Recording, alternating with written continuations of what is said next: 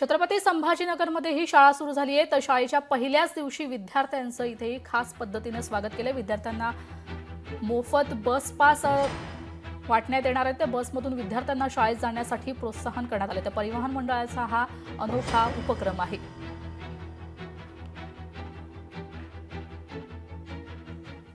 शैक्षणिक सत्र सुरू झालं आहे आजपासून आणि महाराष्ट्र स्तरावरती माननीय परिवहन मंत्री यांनी शाळा तिथे पास म्हणजे शाळेमध्ये जाऊन पासेस वितरित करण्यात यावे असे आदेश दिलेले आहे। आणि आज रोजी आपण हारसूल येथे आज पासेसचे वितरण केलेलं आहे। या ठिकाणी साधारणतः 250 पासेस आपण वाटप करणार आहोत। न्यू हायस्कूलची या ठिकाणी मागणी होती आणि जिल्हाभरात सुद्धा 8ही आगाराअंतर्गत आपल्याकडे 216 शाळा आहेत। 12,584 पासेस आपण आज वितरित करणार आहोत।